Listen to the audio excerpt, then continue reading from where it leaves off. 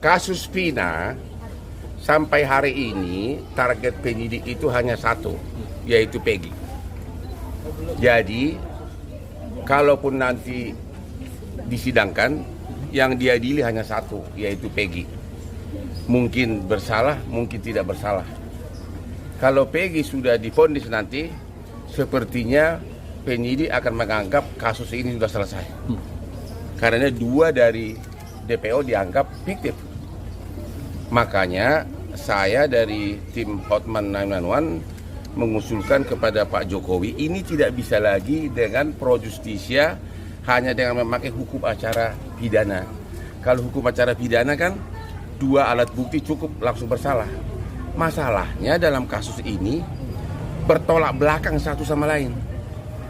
Di perkara tahun 2016, 8 terpidana mengatakan itu bukan fiktif.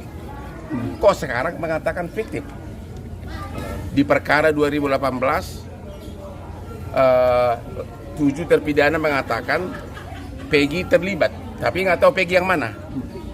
Tapi di BAP 2024, 5 terpidana mengatakan bukan Peggy.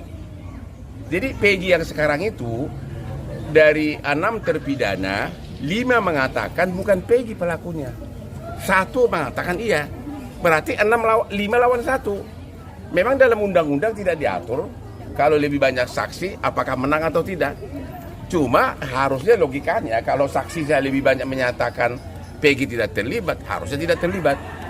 Jadi memang nggak bisa lagi ini kasus ini hanya terbongkar secara tuntas kalau benar-benar dibentuk tim pencari fakta oleh Pak Jokowi. Karena Pak Jokowi lah yang punya kewenangan memerintahkan Polri, memerintahkan lembaga permasyarakatan untuk mengeluarkan si orang ini setiap waktu untuk diperiksa. Kalau pengacara mana punya kewenangan untuk memeriksa para terpidana ini, begitu. Kita dulu, bapaknya Eki itu saya sangat kecewa. Begitu kasus ini kita pegang, yang pertama saya hubungi adalah bapaknya Eki, baik melalui Instagram maupun melalui WA. Mari kita ketemu. Ini kan anak bapak yang korban. Mari kita bahas. Tidak ada komentar apapun, tidak ada jawaban apapun.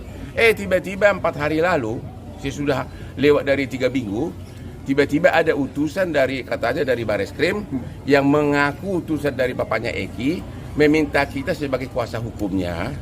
Tapi ada sedikit seolah-olah wacana bahwa bapaknya Eki itu percaya, itu kata dia, seolah-olah percaya bahwa Peggy yang sekarang itu adalah Peggy pembunuhnya.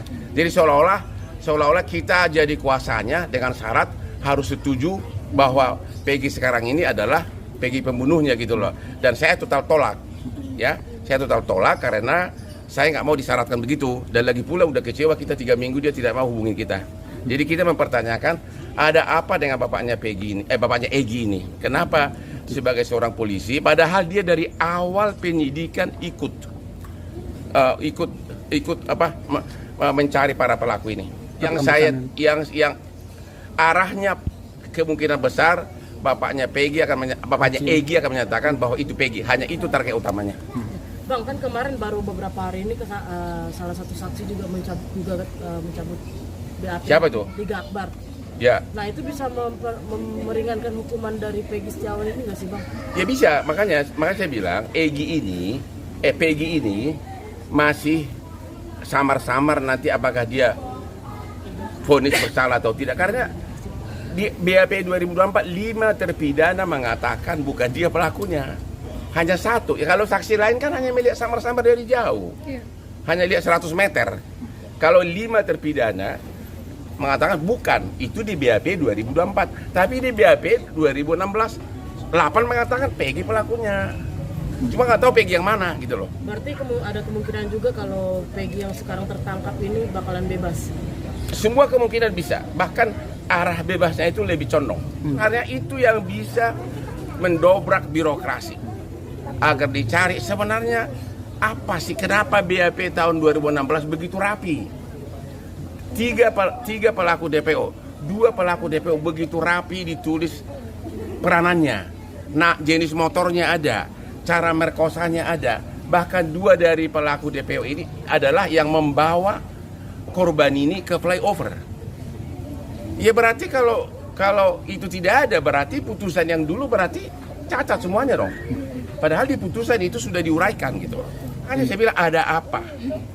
Itu yang saya nggak tahu. Berarti benang Ya. merahnya ada di bapaknya. Antara lain, dia lebih tahu banyak masalah ini. Oke Pak? Cukup ya. Thank you Pak ya. Ya, makasih, Pak. Bang, bisa dibilang nggak sih kasus ini kan ribet, sebenarnya bisa dibuat simpel gitu. Bisa dibuat simpel. Benar nggak sih ada? Bisa dibuat simpel kalau keadilannya sekarang di tangan Pak Jokowi, bentuk tim pencari fakta akan simpel jawabannya.